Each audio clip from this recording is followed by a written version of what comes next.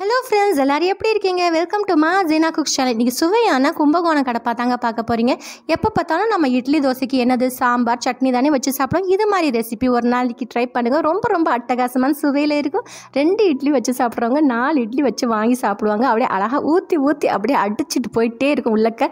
அவ்வளோ டேஸ்டியான கும்பகோணம் கடப்பா எப்படி செய்யலாம்னு சொல்லிட்டு பார்க்கலாம். இது கண்டிப்பாக வீட்டில் உள்ளவங்க எல்லாத்துக்கும் ரொம்ப பிடிக்குங்க. அவ்வளோ டேஸ்டியாக இருக்கும். இது கண்டிப்பாக இந்த ரெசிபியை ட்ரை பண்ணுங்கள். நிறைய பிகினர்ஸுக்கு தெரியாது இல்லையா இந்த ரெசிபி, இது எப்படி செய்யணும்னு சொல்லிட்டு அவங்களுக்கு இந்த ரெசிபி யூஸ்ஃபுல்லாக இருக்கும். I hope.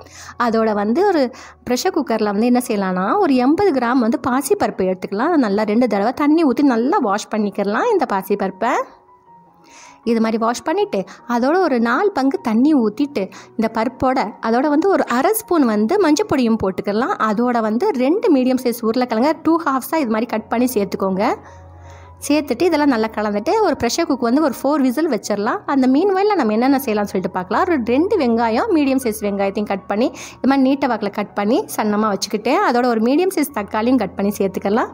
ஒரு 4லேருந்து 5 சின்ன குட்டி பச்சை மிளகாயும் எடுத்து வச்சுக்கோங்க. இப்போ என்ன செய்யலான்னு பார்க்கலாம். கொத்தமல்லி கருவேப்பிலை எல்லாம் எடுத்துகிட்டு அதோட மிக்ஸி ஜார் எடுத்துக்கோங்க. அந்த மிக்ஸி ஜாரில் ஒரு 10 தேங்காவையும் குட்டியாக நறுக்கி போட்டுக்கலாம். ஒரே ஒரு பச்சை மிளகா, 3 பல் பூண்டு, ஒரு அரை இன்ச்சு இஞ்சி, 1/4 ஸ்பூனு சோம்பு இதெல்லாத்தையும் போட்டுட்டு அதோட அரை டீஸ்பூன் கசகசாவையும் சேர்த்துட்டு 1 டீஸ்பூன் உடச்ச கடலை, ஒரு 6-7 முந்திரி பருப்பு, அதோட தண்ணியும் ஊற்றிட்டு ஃபைன் பேஸ்ட்டாக எவ்வளோக்கு எவ்வளோ ஃபைனாக அரைக்க முடியுமோ அவ்வளோக்கு அழகாக அரைச்சிட்டு வச்சுக்கலாம் ஓரமாக. இது மாதிரி அரைச்சிட்டு வச்சாச்சு. இதுக்கடுத்து என்னென்ன செய்யலாம்னு பார்க்கலாம். இப்போ நம்ம ப்ரெஷர் குக்கர் நல்லா அடங்கிட்ட பின்னாடி இப்போ நம்ம ரிமூவ் பண்ணி பார்த்தோம்னா அழகாக வெந்துருச்சு. இந்த உருளைக்கிழங்க நம்ம தனியாக ஒரு பாத்திரத்தில் எடுத்து வச்சுட்டு இது ஒன்றும் பாதியமாக மேஷ் பண்ணால் போதும். ரொம்ப குலைவாக மேஷ் பண்ணாமல் அப்படி நம்மளுக்கு நடுவில் அது வரவுன்னா குட்டி பீசஸாக அந்த உருளைக்கிழங்கு வர்ற மாதிரி பார்த்துக்கோங்க.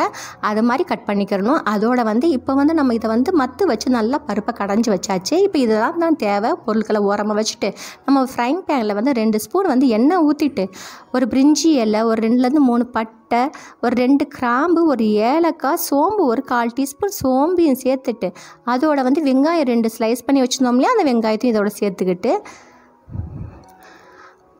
அதோட இதெல்லாம் நல்லா கொஞ்சம் வதக்கி விட்டுக்கரலாம். ரொம்ப வதக்கணும்னு தேவையில்லைங்க. லைட்டாக கலர் டிரான்ஸ்பரண்ட் கலர் ஆகிற வரைக்கும் இந்த வெங்காயத்தை வதக்கி விட்டுக்கரலாம்.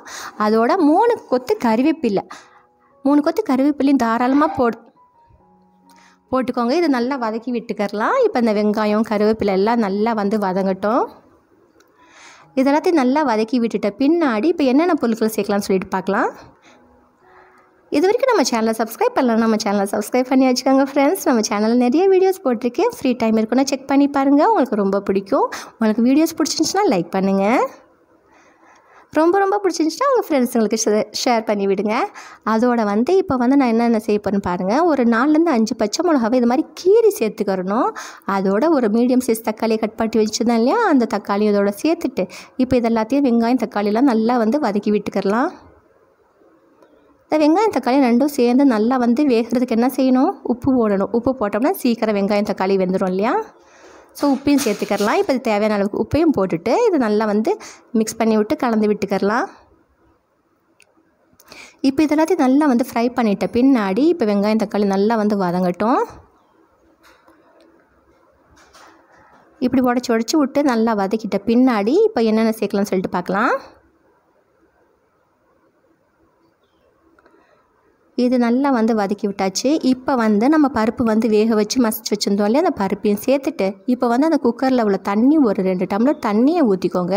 2 டம்ளர் தண்ணி ஊற்றிட்டு நல்லா குக்கரை அலசிட்டு இதோட ஊற்றி மிக்ஸ் பண்ணிக்கிறலாம். அதோட நான் உருளைக்கிழங்கு எடுத்து வச்சுருந்தால நல்லா குழஞ்சிருச்சு. இதை நல்லா ஒன்றும் பாதியமாக இது மாதிரி நல்லா கட் பண்ணிக்கோங்க. ரொம்ப ஃபுல்லாக மேஷ் பண்ணணும்னு தேவையில்லை. அங்கங்கே நம்மளுக்கு அந்த கடப்பா சாப்பிட உடனே அப்படியே லைட்டாக உருளைக்கிழங்கு வரணும். அது மாதிரி பார்த்துக்கோங்க. பார்த்துட்டு இப்போ இந்த உருளைக்கிழங்கு இதோட சேர்த்து மிக்ஸ் பண்ணி விட்டுக்கிறலாம். அதோட நம்ம மிக்சியில் அரைச்சோம் இல்லையா, அந்த தேங்காய் முந்திரி பருப்பெல்லாம் போட்ட பேஸ்ட்டு அதையும் இதோட சேர்த்துட்டு இந்த மிக்ஸி ஜாரில் உள்ள தண்ணி கொஞ்சம் ஊற்றிட்டு அதையும் இதோட சேர்த்துட்டு நல்லா எல்லாத்தையும் மிக்ஸ் பண்ணிக்கிறலாம். இதெல்லாத்தையும் நல்லா மிக்ஸ் பண்ணி விட்டுட்டு இதுக்கு தேவை உப்பு கொஞ்சம் லைட்டாக கொஞ்சம் கம்மியான மாதிரி இருந்துச்சு. அந்த உப்பையும் போட்டுட்டு இப்போ நல்லா என்ன செய்யலாம்னா ஒரு மூடி போட்டுட்டு ஒரு 10 நிமிஷத்துக்கு மிதமான சூடில் நல்லா கொதிக்க விட்டுடலாம். நல்லா வீடே கம கமன்னு நல்ல மணமாக இருக்கும். அவ்வளோ டேஸ்டியான ஒரு கடப்பா ரெசிபிங்க. கண்டிப்பாக நீங்கள் ட்ரை பண்ணுங்கள். உங்கள் எல்லாத்துக்குமே ரொம்ப ரொம்ப பிடிக்கும். வீட்டில் இட்லி தோசைக்கு கண்டிப்பாக இதை ட்ரை பண்ணிவிட்டு ஃபீட்பேக்கை கொடுங்க. உங்கள் வேல்யூபிளான ஃபீட்பேக்கை கொடுங்க, கமெண்ட்ஸ் பண்ணுங்கள். அதோட கொத்தமல்லி இலையை போட்டு இறக்கணுமா சுவையான கும்பகோணம் கடப்பா ரெடி.